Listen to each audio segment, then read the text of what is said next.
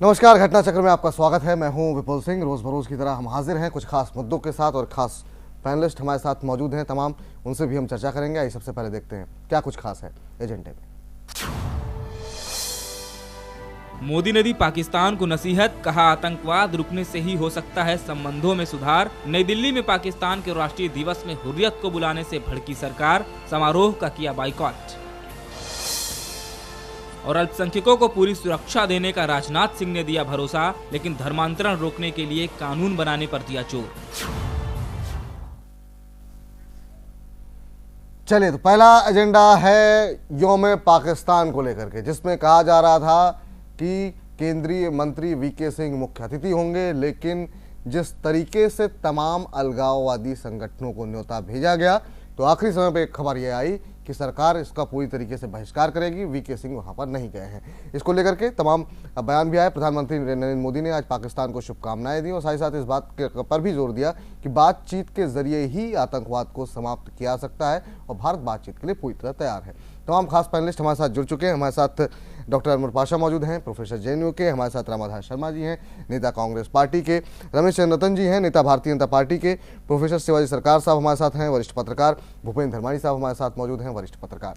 पहला सवाल आपसे ही, रमेश जी, आपसे जानना चाहेंगे, क्या सरकार की कोई रणनीति या कोई स्टैंड दिखाई नहीं दे रहा है? एक बार आप बातचीत इस वजह से रद्द कर देते हैं कि उन्होंने हुर्रियत से बातचीत कर ली थी। अब लगातार हम देख रहे हैं कि हुर्रियत नेताओं से मुलाकात भी हो रही है। मसरत आलम को इनविटेशन भेजा जाता है। मसरत आलम कहते हैं उनकी तबीयत खराब है, इस वजह से वो आ रहे हैं, लेकिन उसके बावजूद अब आपका स्टैंड उतना हार्ड नहीं दिखाई दे रहा। आप बातचीत के लिए भी तैयार हैं, तो ऐसा लग रहा है कि सरकार का कोई स्टैंड नहीं है, कभी इस रणनीति पे कभी उस रणनीति पे। वजह क्या मान रहे हैं इसकी आप? सरकार की नीति और रणनीति में कभी भी कोई फर्क न था न है। द्विपक्षीय वार्ता के लिए सरकार कटिबद्ध थी, आज भी है, लेकिन जहां थर्ड पर्सन के लिए तो स्टार्टिंग से पार्टी की नीति, सरकार की नीति ओपन है, और थर्ड पर्सन का जिसका कि दोनों पार्टियों, दोनों सरकारों के बीच में इन्वॉल्वमेंट है, थर्ड का तो कोई लेना देना नहीं है।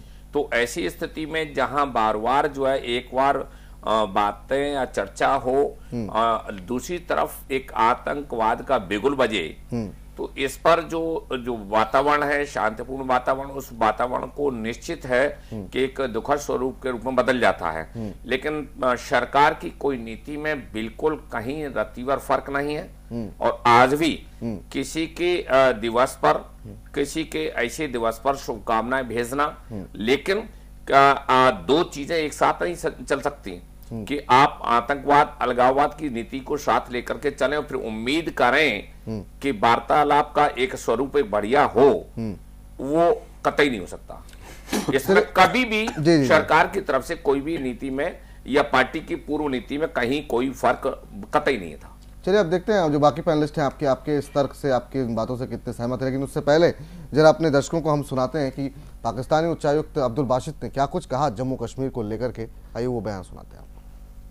बुनियादी मसला हमारा है वो जम्मू और कश्मीर का है, और जब तक इस मसले को हम कश्मीरी बहन भाइयों के जो एस्पिरेशंस हैं, जो उनकी ख्वाहिशात हैं, उसके मुताबिक हल नहीं करेंगे, तो हमें नजर नहीं आता कि पाकिस्तान और या इस खित्ते में कोई लास्टिंग वायबल अमन कायम हो सकता है। तो जरूरत इस अमर की है कि पाकिस्तान, भारत दोनों मिलकर इस मसले को संजीदगी के साथ हल करें और साथ साथ दूसरे मसाइल को भी हल करें। इधर मसरत आलम को भी इनविटेशन गया था, क्या कुछ उन्होंने कहा इस इनविटेशन को लेकर के, वो बयान सुनिए आप जरा। हर साल 23 मार्च को ऐसी दावतें आती रहती हैं और लोग जाते हैं, तो कोई नई बात नहीं है। मसरत साहब, मुझे ये बताइए, ये 7 साल के बाद में ये हो रहा है, 7 साल के बाद जी, और आपकी इन्विटेशन की थी, खासतौर आपको ज्यादा इन्विटेशन को बोला गया था आने के लिए, वजह क्या है? वजह यही है, मेरी सेहत ठीक नहीं है, तो मैं कल ज्यादा बीमार था, तो लिहाजा वहाँ जाने का इरादा नहीं रखा। क्या आपकी तरफ से कोई वहाँ पे रिप्रेजेंटेटिव गया? क्या जी, हमारे साथ कुछ बातचीत की आपकी? वहाँ पे क्या बोले वहाँ पे आपकी? हाँ, हमने यही उनको मुबारकबादी पेश करेंगे इस मौके पे, और यही तवक्का रखेंगे कि वो जम्मू कश्मीर के अवाम की जो जायज जदोजहद है उसकी हिमायत जारी रखें। चले देखिए आपने किस तरीके से मसद आलम साहब तमाम बयान देते हुए, आपसे जानना चाहेंगे शिवाजी सरकार साहब, आप जो तर्क दिए गए हैं रमेश चंद जी से उससे कितने सहमत हैं? आपको लगता है कि सरकार इस पूरे मसले पर कोई क्लियर स्टैंड नहीं ले पा रही है? नहीं, मेरे ख्याल में रमेश चंद्र जी ने कहा उसमें एक चीज़ बात सही है कि सरकार के पिछले कुछ दिनों के अगर आप बातें देखें तो सरकार ने बातचीत न करने का जो फैसला लिया है तो उसमें अभी भी उसमें कोई परिवर्तन नजर नहीं आता है। विदेश सचिव स्तर की वार्ता तो हुई नहीं, विदेश सचिव स्तर की वार्ता, देखिए सचिव स्तर ऑफिशियल लेवल पे कई चीज़ें कई बार बातें होती हैं, वो इसलिए होती हैं कि ये भी टोहने की कोशिश होती है कि देखिए एक विदेश नीति में ये तो कभी सामान्य रूप से ये कोशिश की जाती है कि कम्युनिकेशन बिल्कुल न टूटे। तो उस कम्युनिकेशन में कोई बदलाव आ रहा है या नहीं आ रहा है वो ऑफिशियल लेवल की बातचीत से उसका पता चलता है।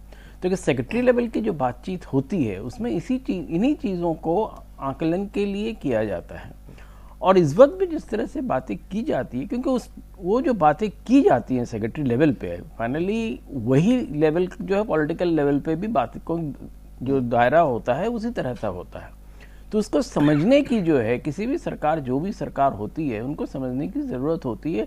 या तो आप ट्रैक टू डिप्लोमेसी से उसको कीजिए या डायरेक्ट सेक्रेटरी लेवल से बात कीजिए। इसलिए बातचीत न करना पॉलिटिकल लेवल पर वो एक अलग मैसेज जाता है, और बातचीत में या रुख में कोई फर्क आ रहा है या नहीं आ रहा है इसको समझने की कोशिश करना मेरे ख्याल में वो एक अच्छी पॉलिटिकल सोच है। और वो सोच जो है, देखिए वो सोच जो है पूरे सार्क देशों को कैसे साथ लाया जाए इस सिलसिले में था। और उस सिलसिले में जो है सेक्रेटरी लेवल की जो बातचीत हो रही थी वो सारा उस सिलसिले में था। और उसी में देखिए डिप्लोमेसी में कोई चीज़ जो है कोई सीधे सीधे कोई नहीं बात करता है, ना आप करते हैं ना आपके जो दूसरे साथी होते हैं वो करते हैं। तो आपको उन सारी बातों को न्यूआंसेस में समझना होता है, और न्यूआंसेस में समझ के फिर या तो आप आगे बढ़ते हैं या पीछे हटते हैं। तो अभी तक जो भी बातचीत हुई है उससे कोई ऐसा सरकार ने नहीं बताया कि कोई बहुत पॉजिटिव सिग्नल्स आए हैं जो पहले थे पाकिस्तान के उसमें और अब में। तो इसलिए जो भी रहा है, और आज का जो अगर आप देखें आप जिस तरह से पाकिस्तान के नेशनल डे का जो फंक्शन है उससे मेरे ख्याल में जिस तरह से सरकार ने शिरकत करने से मना कर दिया और अपने मंत्री को भेजने से मना कर दिया, मेरे ख्याल में वो भी एक सिग्नल देता है कि सरकार की सोच क्या है। क्योंकि सरकार, देखिए सरकार चाहती है कि पूरे मसले का एक हल हो, पर वो हल वो नहीं हो सकता है जो हमारे विरोधी चाहते हैं। तो उसको देखते हुए मेरे ख्याल में सरकार ने जो निर्णय लिया कि उनके मंत्री जिनको चीफ गेस्ट बनाने की बात उन्होंने की थी, तो उसके लिए जो उन्होंने देखा कि माहौल जो है उस प्रकार का माकूल नहीं है, और इसलिए उसको उन्होंने कैंसिल किया। चलिए फिलहाल इसी बात पे एक छोटा सा ब्रेक ले रहे हैं। तमाम पैनलिस्ट बाकी जिनसे भी हम चर्चा करेंगे, लेकिन एक छोटे से ब्रेक के बाद तुरंत लौट रहे हैं।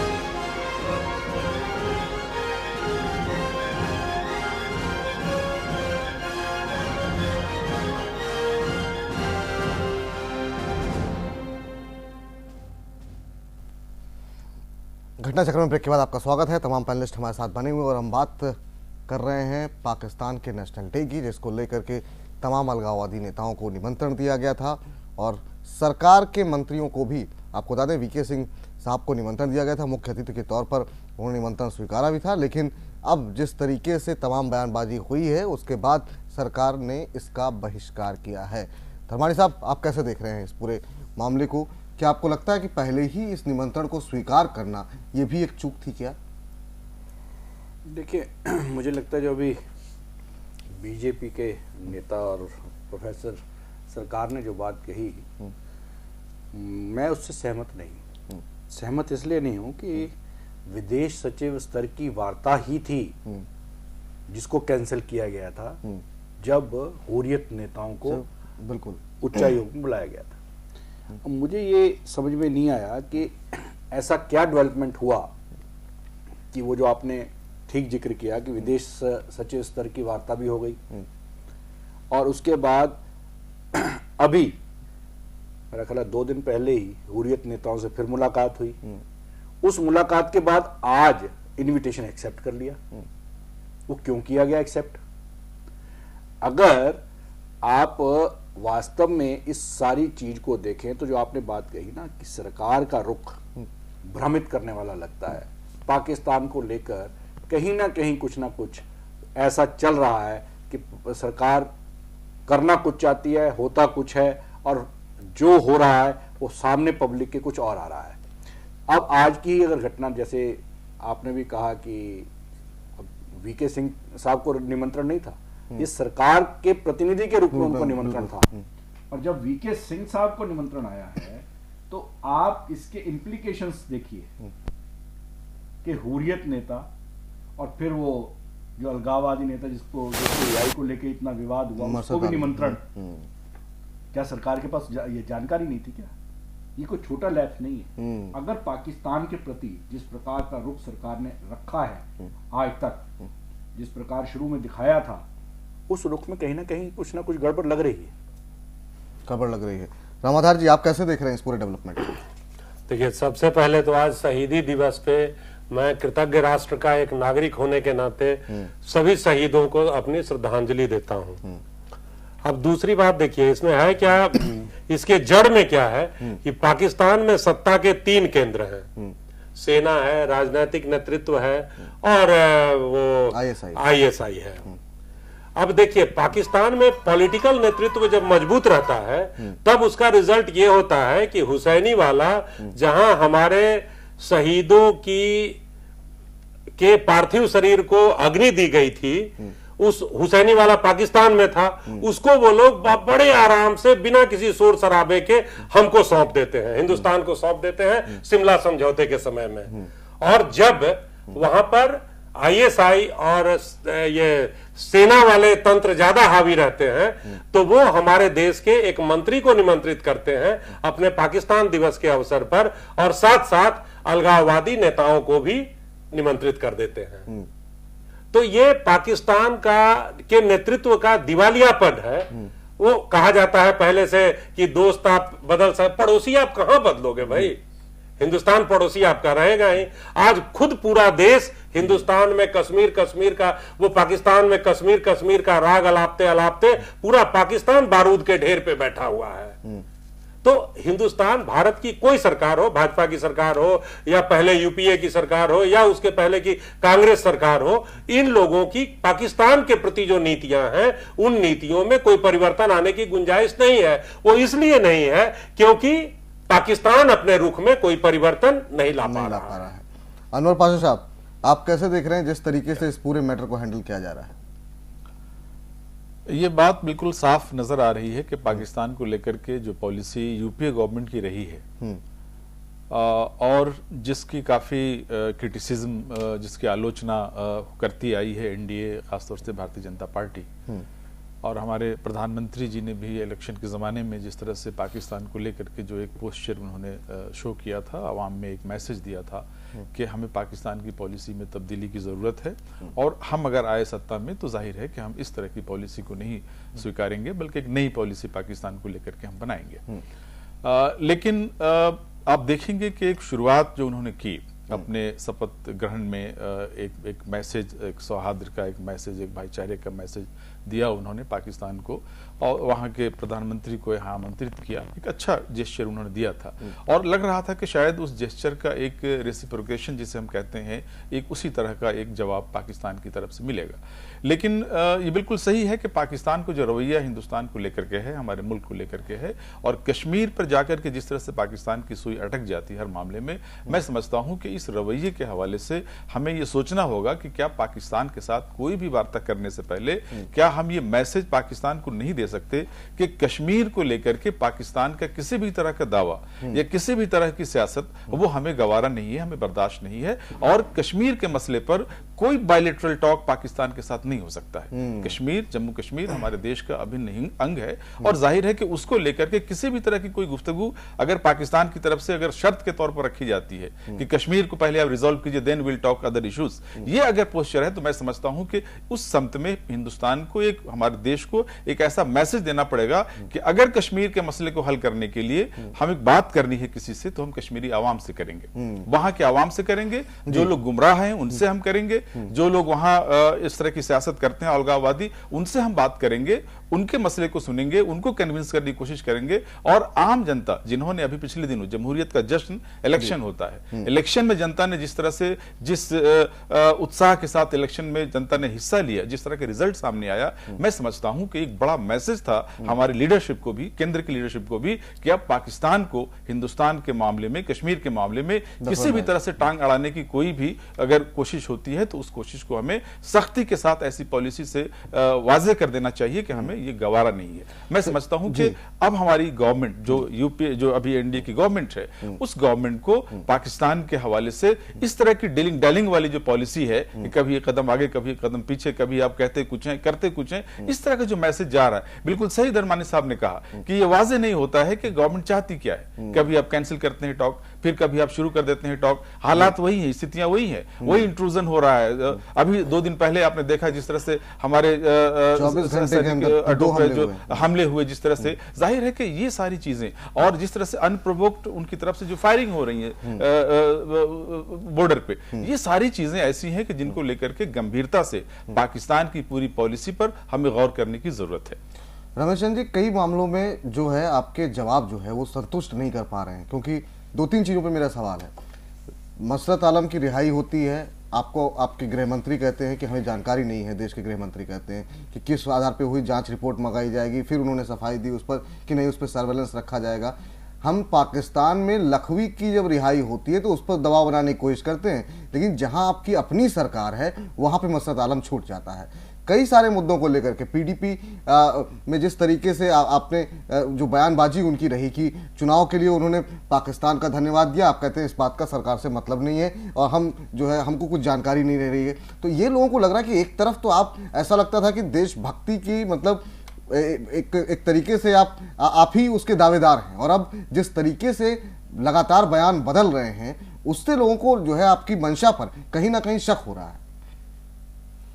विपुल जी, पहली चीज़ तो मैं चाहे पासा जी हों, रामाधार जी हों, मैं इनकी बात से और अपने पत्रकार बंधु, क्योंकि ये एक राष्ट्रीय नीति है और नेशनल डे पर जो पाकिस्तान का जो अपने पीएम द्वारा बधाई देना या अपने देश के जो भी प्रतिनिधि हैं या लोगों द्वारा, लेकिन ये बात भी सही है कि सिस्टम हो, प्रोसीजर हो, और सिस्टम, प्रोसीजर, नॉर्म्स, ये 3 पार्ट जैसे रमादार जी ने बताया कि बिल्कुल सही है। पाकिस्तान भी 3 हिस्सों में, चाहे ISI हो, चाहे सेना हो, चाहे उसका राजनीतिक स्वरूप हो, तीनों का स्वयं तालमेल नहीं है, और तीनों का तालमेल न होकर के वो अपने आंतरिक मसलों को संभाल नहीं पाते, और आए दिन उनकी जो गतिविधियां हैं वो एक उग्र रूप ले लेती हैं और एक शार कंट्री का एक पार्ट है।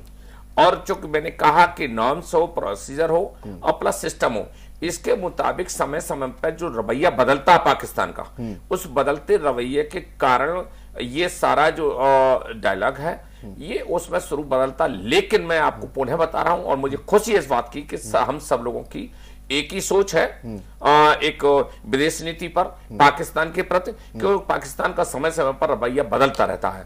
शक्ति का आप जैसे पहले हमले हो रहे थे वैसे आज भी हमले हो रहे हैं, वो मुलाकात हुर्रियत से पहले भी कर रहे थे, अब भी कर रहे थे। रवैये में तो चेंज तो हमारे यहाँ की सरकार में देखने को मिल रहा है। नहीं, रवैये में नहीं, उनका भी जो चेंज होता है। और जहां चूंकि कई बार एक प्रश्न उठता है कि भाई सरकार की क्या सोच है, सरकार डायलॉग नहीं करना चाहती, क्या सोच नहीं है, तो इसमें जो अपना विदेश नीति के सिस्टम में जो मैंने बताया कि 3 पार्ट में विदेश नीति को सोचा चला जाता है, तो वो तो प्रोसीजर एडप्ट होता है और रहेगा। लेकिन इसमें सरकार पूरी तरह से कटिबद्ध है। जैसा कि आपने जम्मू कश्मीर के बारे में बताया, जम्मू कश्मीर का जो स्टेप जो पीडीपी और बीजेपी के बीच में हुआ, और वो मीडिया में भी आपके आया और उसमें उसकी घोर निंदा भी की, और आज मुफ्ती मोहम्मद सईद को भी अपने उन सारी पूर्व बातों को भी एक निंदा के रूप में बदलने का स्वरूप मिला, क्योंकि वो गलतफहमी जिस तरह से उसकी जानकारी नहीं थी। होम मिनिस्ट्री से भी जो है ये कहा गया, अपने स्टैंड पर तो कायम रहे, सरकार आपकी है, आपके साथ चल रही है। ऐसा तो नहीं कि उन्होंने ये कहा हो कि नहीं मुझसे मेरे मुंह से गलत बात निकल गई। उन्होंने कहा मैंने जो कहा है मैं उस पर स्टैंड, उस बात पर स्टैंड रखता हूं। नहीं, आपने पीछे देखे ना सारा, आप तो सारा स्वरूप उनका बदल गया।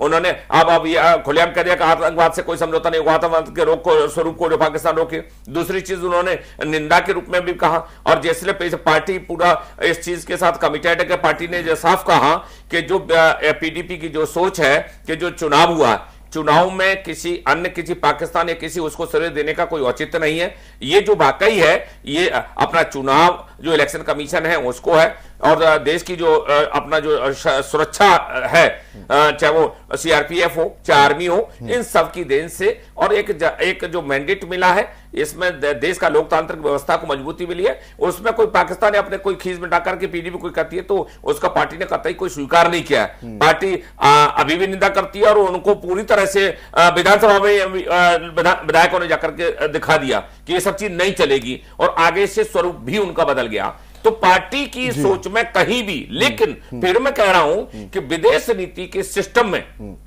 टाइमिंगली जो रूप बदलता है, लेकिन पार्टी की नीति, सरकार की नीति कभी नहीं बदलती।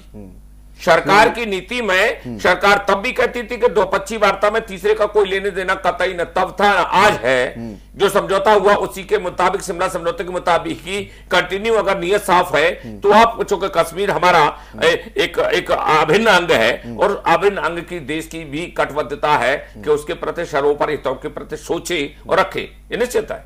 मसरत आलम जो है खुलेआम जो है इस बात को कह रहे हैं कि वो पाकिस्तान से कहेंगे कि कश्मीर पर वो अपना रुख कायम रखें, और कश्मीर की जो आज़ादी है उस पर जो है वो अपने स्टैंड को मजबूत रखें। खुलेआम इस तरह की बातें हो रही हैं शिवाजी, आप कैसे देख रहे हैं, और क्या जो बात कह रहे हैं रमेश चंद्र रतन जी उनको आप सही मान रहे हैं? रमेश चंद्र जी कुछ जो बातें कर रहे हैं, कुछ बातें तो सही हैं, पर दूसरी चीज़ आप कह रहे हैं मशरत आलम के साथ जो बातें हो रही हैं, और मशरत आलम जिस तरह की बातें कर रहे हैं और यहाँ बैठ के जिस तरह की बातें कर रहे हैं, निश्चित रूप से ही देश के लोगों को गवारा नहीं है। क्योंकि पाकिस्तान जिस तरह से हुर्रियत से, या पाक परस्त जो लोग हैं कश्मीर में उनसे जिस तरह से बातें कर रही है, निश्चित रूप से ही भारत सरकार की जो सामान्य नीति है उसके अनुरूप नहीं है, और भारत के लोगों की जो आकांक्षाएं हैं इस सरकार से उसके अनुरूप भी नहीं है। और सामान्य रूप से सभी को ये उम्मीद थी और अभी भी है कि ये सरकार पिछले सरकारों से अलग तरह से पेश आएगी, और कई शुरुआत में कुछ दिखा भी कि कुछ इन्होंने अपना अलग रुख अपनाया, पर बाद में उसमें कुछ परिवर्तन जरूर नजर आता है। फिर वो नजर क्यों आ रहा है, उसके पीछे की क्या राजनीति है, मुझे लगता है उसमें कहीं ना कहीं हो सकता है कि विदेशों की जो राजनीति होती है, और विदेश राजनीति जिस तरह से होती है उस पर कई प्रकार से काम होता है, और कहीं ना कहीं सरकार पे भी उसका कहीं ना कहीं हो सकता है दबाव हो, जिसके वजह से सरकार जो है जिस तरह से काम करना चाह रही है, चाहती है शायद दिल से, उस तरह से नहीं कर पा रही है। पर एक चीज़ जो है मेरे ख्याल में कश्मीर के मामले में देश की जनता जो है वो उम्मीद यही रखती है कि सरकार जो है कि ऐसा रुख अपना के रखेगी जिससे कि ये न लगे कि कहीं पर भी कोई कॉम्प्रोमाइज हो रहा है। और खास करके मेरे ख्याल में जिस तरह से पाकिस्तान एम्बेसी ने जिस तरह से खास करके हुर्रियत और इनसे जुड़े लोगों को जिस तरह से बुलाया, मशरत आलम को जिस तरह से बुलाया, ये बात अलग है कि जिस वजह से भी वो ना आए हों, मुझे लगता है कि उन पे भी कहीं ना कहीं प्रदेश के सरकार का कहीं ना कहीं कोई दबाव ज़रूर रहा होगा जिस वजह से वो नहीं आए यहाँ। वो अलग बात है कहना कि मेरी तबीयत ठीक नहीं है और ये सारी चीज़ें। तो ये सारी चीज़ों को देखते हुए मुझे लगता है कि सरकार को कश्मीर के बारे में तो साफ साफ कह देना चाहिए कि अगर पाकिस्तान एम्बेसी जितने भी अलगाववादी तत्व हैं उनके साथ रिश्ता रखना चाहती है तो फिर पाकिस्तान के साथ सख्ती से पेश आना चाहिए और साफ साफ कह देना चाहिए। अगर आप हर चीज़ में देश के लोगों को भड़काने की कोशिश करते हैं, आतंकवाद को बढ़ावा देने की कोशिश करते हैं, तो सरकार को साफ कह देना चाहिए। अगर आप इसी तरह से काम करते हैं तो मुझे लगता है कि पूरे पाकिस्तानी की जो व्यवस्था है उससे सरकार को पूरा बॉयकॉट करना चाहिए और साफ मैसेज ये देना चाहिए कि हम इन चीज़ों पर किसी भी तरह का कोई कॉम्प्रोमाइज नहीं करेंगे। आज दिल्ली में शिवसेना की तरफ से भी आज मार्च निकाला गया धर्माणी साहब, और कहा गया कि पाक उच्चायुक्त के दफ्तर को बंद किया जाए और तमाम तरीके से शिवसेना भी इस पूरे कई सारे मामलों को लेकर के सरकार में होते हुए भी विपक्ष की भूमिका निभा रही है। लेकिन सवाल मेरा ये भी है कि अब जम्मू कश्मीर में जिस तरीके से मसरत आलम का बयान हो या फिर जिस तरीके से सरकार चल रही है जम्मू कश्मीर में, आपको लगता है एक छवि जो जा रही है वो ये जा रही है कि सत्ता में बने रहना ये बहुत ज़्यादा इंपॉर्टेंट है, मुद्दे पीछे छूट रहे हैं? देखिए, मुझे ये लगता है कि जो बात आपने पहले कही या शिवाजी कह रहे हैं कि कुछ अंतर्राष्ट्रीय दबाव होते हैं, अंतर्राष्ट्रीय दबाव होते हैं या अंतर्राष्ट्रीय जो भी मजबूरियां होती होंगी जी, लेकिन राष्ट्रीय हित सर्वोपरि ये बोलते रहे हैं और होना चाहिए। उसमें मुझे लगता है कहीं डाइल्यूशन ना है और ना होनी चाहिए, चाहे वो कोई भी सरकार रही है।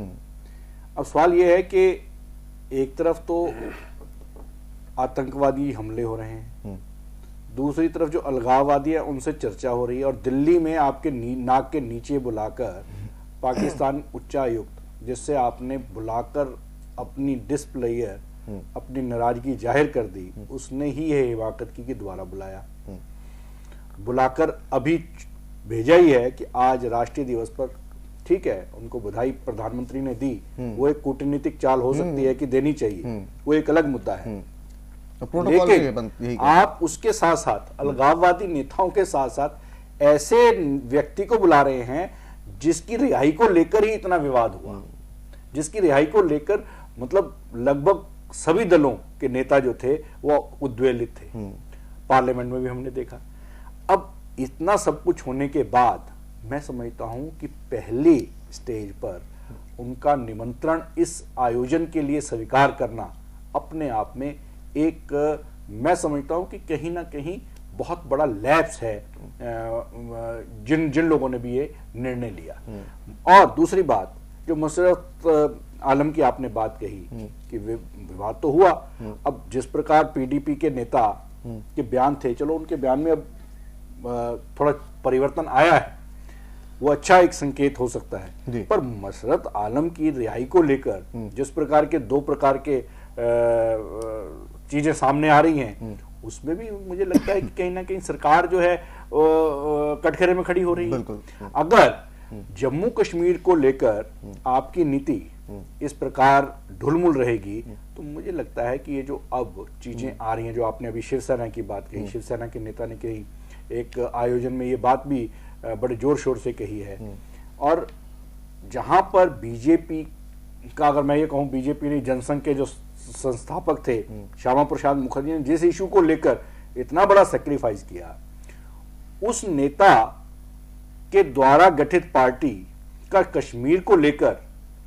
और कश्मीर के अलगाववादियों के मतलब जो नेता है, अलगाववादी नेता हैं, उनके प्रति जो लोग नरमी रख रहे हैं, उनके साथ इस प्रकार का व्यवहार कहीं ना कहीं अभी उनको नीति निर्धारण में लग रहा है समय लगने वाला है, समय लगने वाला है। चलिए तो फिलहाल देखते हैं कि उम्मीद ये करते हैं कि इस मुद्दे को लेकर के सरकार भी थोड़ी सेंसिटिव हो और एक कम से कम मैसेज जो है जो जा रहा है जनता के बीच में वो बहुत सकारात्मक नहीं है, तो मैसेज सही तरीके से जाए। लोग कश्मीर से पूरी तरीके से जुड़े हुए हैं और इसको लेकर के जब कहीं कोई विवाद पैदा होता है तो निश्चित रूप से भावनाएं भी काफ़ी हद तक आहत होती हैं। छोटे से ब्रेक के लिए रुक रहे हैं, ब्रेक के बाद बात करेंगे आज के दूसरे मुद्दे की।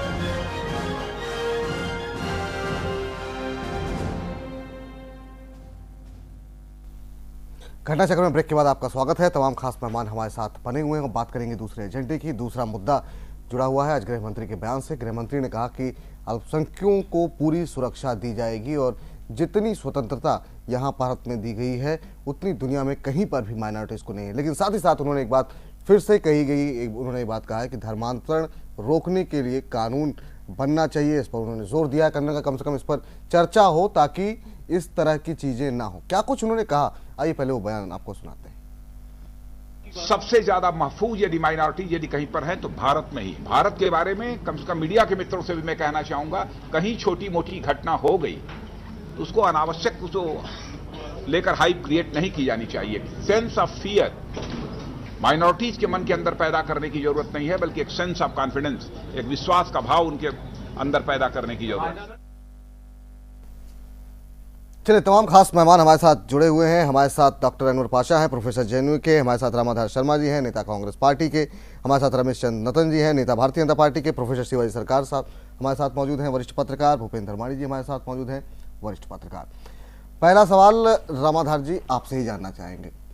सवाल ये कि एक तरफ जो है कहा जाता है लगातार सरकार की तरफ से कि अल्पसंख्यकों के जो हित है उसके साथ समझौता नहीं किया जाएगा, दूसरी तरफ हम देखते हैं कि चाहे वो आरएसएस की तरफ से हो या फिर पार्टी के काफ़ी बड़े नेताओं की तरफ से भी तमाम ऐसे बयान दिए गए जो कि काफ़ी उकसाने वाले हैं।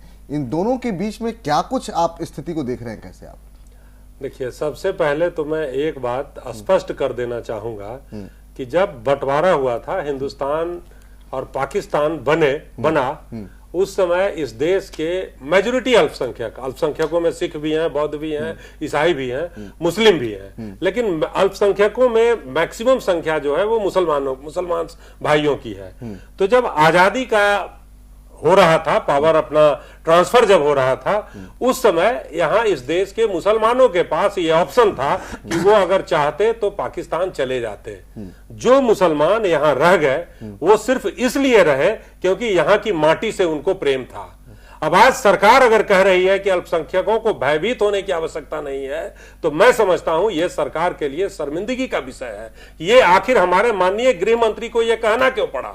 ये कहना इसलिए पड़ा क्योंकि इनके जो दूसरे पार्ट हैं, आरएसएस के लीडरान हैं, हिंदू परिषद के लीडरान हैं, वो लोग नियमित ऐसे बयान दे रहे हैं। इनके कुछ 1-2-4 एमपी लोग ऐसे नियमित रूप से बयान दे रहे हैं जिससे धार्मिक विद्वेष फैले, लोगों के बीच लोग भयभीत हों अल्पसंख्यक। आज उन्हीं सब चीजों को काउंटर करने के लिए माननीय गृह मंत्री को यह बयान जारी करना पड़ा, जबकि इसकी कोई आवश्यकता नहीं थी। इस देश के अल्पसंख्यक इस देश के वासी हैं, इनका इस देश पर उतना ही हक हकूक है जितना किसी हिंदू का है, जितना किसी बौद्ध का है, जितना किसी सिख का है, जितना किसी जैन का है। रमेश चंद्र जी, आपसे जानना चाहेंगे कि एक तरफ गृह मंत्री भरोसा दिला रहे हैं माइनॉरिटीज को कि सबसे ज्यादा स्वतंत्रता जो है अधिकारों को लेकर जो मिली हुई है वो भारत के अंदर मिली हुई, दूसरी तरफ आप ही के पार्टी कई नेता, कोई कहता है फिल्में मत देखो शाहरुख खान सलमान खान की, कोई कहता है 4 बच्चे पैदा करो, कोई किसी और तरह का बातें कहता है, कोई गांधी जी को गाली दे रहा है, कोई मदर टेरेसा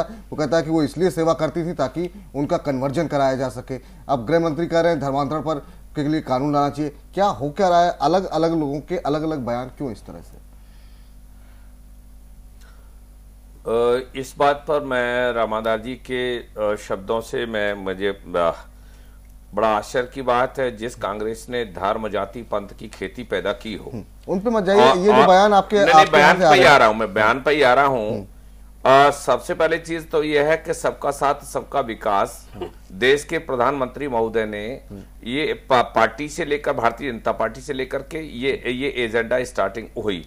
दूसरी चीज जिनको आज आप कह रहे हैं भारत की सरजमी पर, भारत ही एक ऐसा है जहां चीफ जस्टिस ऑफ इंडिया हो, चीफ जो है सीबीआई हो और जो है राष्ट्रपति हो, मतलब देश पूरे विश्व के पताका में भारत ही एक ऐसी चीज है जहां एक मुस्लिम के लिए सबसे ज्यादा बेहतरीन, सुरक्षित और सम्मान पूर्वक जगह है। और इसमें जो है चूंकि गृह मंत्री जी के द्वारा ही नहीं, प्रधानमंत्री जी के द्वारा ही बार बार कहा गया है, अभी बजट में भी और अभी पिछले आपके इसी अभी अंसारी साहब के शब्दों में था कि भारत सरकार ने चिंता की है। नहीं, अभी आपके अंसारी जी जो आयोग में सदस्य हैं उनके भी शब्द थे पिछले उसमें कि हमको इस बात की खुशी है कि भारत सरकार ने, हमको डर था कि अल्पसंख्यकों के साथ अनदेखी न हो जाए, लेकिन बजट से लेकर के हर चीज के प्रति एक अपेक्षा थी, उससे आकर के भारत सरकार आगे बढ़ी है। दूसरी चीज एक और है कि जहां कई राज्यों में अलग अलग सरकारें हैं, सरकारों के अपने नियमित स्वरूप हैं। अभी 87 का रामाधार जी पूछ गए, ये जो अभी मेरठ वाला जो अभी आपका टीवी 2 दिन से लगातार दे रहा था, 84 वाला भूल गए, सिखों वाला, ये सारा जो है किसी पार्टीगत आधार पर या सरकार पर मरना ये ठीक नहीं है। औचित्यपूर्ण नहीं है। इस देश में कोई भी सरकार आए, बल्कि भारतीय जनता पार्टी पूरी तरह से और जैसा कि गृह मंत्री महोदय ने कहा, ये बिल्कुल सही है, धर्मांतरण का मामला एक मैलिशियस इंटेंशन के मुताबिक नहीं होना चाहिए और उसके लिए कानून के लिए भी उन्होंने स्पष्ट किया है, क्योंकि बार बार पार्टी पर, सरकार पर किसी चीज को उठाना, इसलिए उनको बोलना पड़ा कि यहां जितना सुरक्षित है, सरकार को जितनी चिंता है पूर्ववत सरकारों को नहीं रही है। पूर्व सरकारों के बीच में दलित और मुस्लिम के साथ जितनी बार भी एक अव्यवस्था, अत्याचार, उत्पीड़न, अन्याय हुआ है, वो कभी सरकार में नहीं हुआ। समय कम बाकी भी 3 हमारे साथ अभी वक्ता बाकी हैं। धर्माणी साहब, आपसे जानना चाहेंगे कि आप कैसे देख रहे हैं कि गृह मंत्री को इस तरह का बयान देना पड़ा कि नहीं वो अल्पसंख्यकों के हित सुरक्षित हैं। लगातार प्रधानमंत्री भी इस बात को कह रहे हैं, लेकिन जो पार्टी के बाकी नेता हैं, जिस तरह की बयानबाजी हो रही है, आप क्या देख रहे हैं कि क्या इसके मायने क्या निकाल रहे हैं? देखिए, मुझे लगता है कि जो आपने दिखाया है उसमें कहीं मुझे नहीं लगता कि गृह मंत्री ने अपने आप कोई बयान दिया है। वो किसी फंक्शन में गए हैं, वहां पर जो कल एक बैठक हुई है जयपुर में, उसके ऊपर जो प्रश्न पूछा है उस पर प्रतिक्रिया दी गई है। स्वाभाविक रूप से अगर किसी भी प्रदेश के गृह मंत्री से कोई पूछेगा कि मुस्लिम जो बोर्ड है, मुस्लिम नेताओं ने ये बयान दिए हैं, आपका इस पे क्या कहना है, तो उनका यही जवाब होगा, चाहे वो इस सरकार के गृह मंत्री हो या पिछली सरकार के गृह मंत्री हो। वो भी ऐसे बयान देते रहे हैं कि यहाँ पे महफूज हैं साहब के साहब, यहाँ पे किसी को कोई दिक्कत नहीं है। मुझे ये लगता है कि ये फिर वही सांप्रदायिक, जात पात और धर्म की राजनीति का जो बीज इस देश में पिछले आजादी के बाद से बोया जाता रहा है नेताओं द्वारा सत्ता के लिए, वो एक बार फिर उसी ढर्रे पर चीजों को लाने का प्रयास जो कल जयपुर में शुरू हुआ है, उसी का ये जवाब है। इस पर इस प्रकार की चर्चा और चीजों को मतलब उलझाने का जो प्रयास है, जो आपने अभी कहा, जो मेरे को लगता है रामाधार जी ने भी कहा कि यहाँ पे माटी से प्रेम है। जो माटी से प्रेम की अगर हम बात करें तो जो हिंदू वहां रह गए थे पाकिस्तान में, उनको वहां की माटी से प्रेम था, और उनकी जो स्थिति है वो क्या है, वो हमें क्या पाठ पढ़ाना चाहते हैं। यहां पर जो मैं बिल्कुल ये कॉन्फिडेंस से कह सकता हूं कि किसी भी प्रकार की यहां की कम से कम मानसिकता, इस देश के जो नागरिक है उनकी मानसिकता, धर्म जाति के नाम पर एक दूसरे से द्वेष आम आदमी के दिल में ना है, ना मुझे लगता है कोई किसी को भी होगा। जी चलिए, आपसे यहाँ पर जाना चाहेंगे सरकार साहब, आप ये बताइए कि ये जो कंट्राडिक्शन सरकार के शीर्ष नेता और पार्टी के जो नेताओं के बयानों में दिखाई दे रहा है, वजह इसकी क्या मानते हैं? फिर कंट्राडिक्शन कौन सा कंट्राडिक्शन इस बात का है कि सबका साथ सबका विकास की बात प्रधानमंत्री कहते हैं, ठीक है, बाकी लोग तमाम नेता जो हैं वो आकर के ये कहते हैं शाहरुख खान और आमिर खान की फिल्में मत देखो। नेताओं ने किसी दिन धर्म के नेताओं ने कहा, पार्टी के नेता, ये बताइए, आपकी बीजेपी की पार्टी के नेताओं ने कहा कि नहीं 4 बच्चे कम से कम पैदा करें। कौन से नेता ने कहा? तमाम नेताओं की तरफ से पार्टी नेता ने नहीं कहा, सांसद ने कहा है सर, सांसद ने कहा है, नाथुराम गोडसे की तारीफ होती है। चलिए सरकार साहब, लेकिन डायरेक्शन मिला, फिर उन्होंने क्या कहा, और अभी गांधी जी बोल रहे हैं वो पार्टी का कौन सा आदमी है?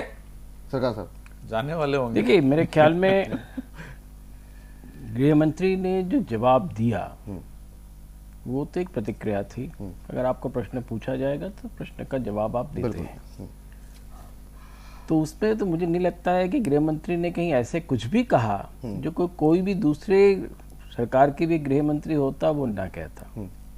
ये सही है, जब महफूज हैं उन्होंने यही कहा। उन्होंने यही कहा कि हाँ, अगर आप चाहते हैं तो उनको और कॉन्फिडेंस दिया जा सकता है, उसमें भी कोई मुश्किल नहीं है। दूसरी चीज जिन्होंने कहा कि धर्मांतरण पर एक कानून बनना चाहिए, मेरे ख्याल में ये एक महत्वपूर्ण बात है। और मेरे ख्याल में इस देश में धर्मांतरण का जिस प्रकार से राजनीतिक रूप से उपयोग किया जाता रहा है, ये सिर्फ ऐसा नहीं है कि ये सिर्फ बीजेपी या एनडीए का कंसर्न रहा है।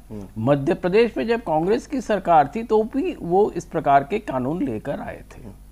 तो ये इस देश के, पूरे देश के राजनीतिक व्यवस्था में एक ये प्रश्न है कि धर्मांतरण जो है, देखिए सामान्य रूप से संविधान में अधिकार है कि आप किस प्रकार के धर्म पूजा पद्धति अपनाते हैं, ये आपका निजी अधिकार है। पर उस निजी अधिकार का, ये संवैधानिक अधिकार का अगर आप राजनीतिक उपयोग करते हैं तो मुझे लगता है देश की कोई भी सरकार होगी, और जैसा कि मध्य प्रदेश में किया और भी एक आध प्रदेशों में ये किया गया, वहां भी कांग्रेस की सरकारें रही हैं, तो वो एक दूसरा तरह का कंसर्न को दिखाता है कि किसी भी तरह से ऐसा ना हो कि पॉलिटिकल पर्पस से आप एक किसी भी ग्रुप को उसको कन्वर्शन करके एक नए तरह के पॉलिटिकल माहौल पैदा करें जो देश की व्यवस्था के लिए अच्छा ना हो। और मेरे ख्याल में आज भी जो गृह मंत्री जी ने कहा है वो उसी भावना का द्योतक है। चलिए अनवर पाशा साहब, आखिरी कमेंट आपकी तरफ से, समय बहुत कम बचा है आपके पास। ये एक चिंता का विषय जरूर है कि हमारे प्रधानमंत्री जी जिन्होंने विकास को, सबका साथ सबका विकास जो उनका नारा था, उसको उन्होंने तरजीह दी थी और उसकी बुनियाद पर आवाम का एतमाद हासिल किया था उन्होंने, और देश के आवाम ने अटूट एतमाद का इजहार किया था उनमें, और लोगों को एक तब्दीली की ज़रूरत महसूस हुई थी और देश को एक विकास की राह पर ले जाने के लिए एक उम्मीद की किरण हमारे नरेंद्र मोदी जी ने दिखाई थी और लोग उसमें अपना एतमाद जाहिर किया लोगों ने। लेकिन अब जो स्थिति पैदा हो रही है, पिछले तकरीबन 1 साल अब होने को आ रहे हैं मई में, जो देश में स्थिति पैदा हो रही है उसमें ऐसा लगता है कि विकास का जो नारा था वो कहीं पीछे छूट गया है। विकास के लिए पहली शर्त क्या है? देश में एक सौहार्द का वातावरण हो, भाईचारे का वातावरण हो, शांति का वातावरण हो, कोई झगड़ा लड़ाई फसाद दंगा ये ना हो, और इस तरह की चीजों से हम ऊपर उठेंगे तभी जाकर के हम विकास की राह पर सही मानों में चल सकेंगे और समाज के हर वर्ग को लेकर के चल सकेंगे। तो ये कहीं ना कहीं ये चीज अब छूटती हुई सी दिख रही है और ऐसा महसूस हो रहा है। जिस जयपुर में हुए जिस मीटिंग की बात कर रहे थे धर्मानी जी, ये मुस्लिम पर्सनल लॉ बोर्ड की मीटिंग थी। वो बोर्ड की मीटिंग हर साल में एक बार होती है, जो उनकी जो एक एनुअल कॉन्फ्रेंस होती है, इजलास होती है, वो मीटिंग थी जयपुर में। उस मीटिंग में जो बात हुई वो ये हुई, उन्होंने कोई ऐसी बात नहीं की, वहां ये बात हुई चिंता का उन्होंने एक तरह से इजहार किया, चिंता जताया कि जिस तरह से अटैक्स हो रहे हैं चर्चों पे, जिस तरह से अटैक्स हो रहे हैं मस्जिदों पे, या जिस तरह के बयान दिए जा रहे हैं गैर जिम्मेदाराना बयान जिम्मेदार लोगों की तरफ से, जो जनता के प्रतिनिधि हैं, इलेक्टेड लोग हैं, वो लोग जिस तरह के बयान दे रहे हैं, इससे एक धार्मिक उन्माद और विद्वेष की भावना फैल रही है जो सही नहीं है, और अल्पसंख्यक अपने आप को एक भयभीत महसूस कर रहे हैं। इस वातावरण को खत्म करने के लिए हुकूमत को कदम उठाने की जरूरत है। इसकी बात हुई, इसको अगर आप देखें तो मैं समझता हूं कि इस स्थिति को बदलने के लिए हमारे प्रधानमंत्री पश्चिम बंगाल में हाल की घटनाओं में जो लोग पकड़े गए हैं,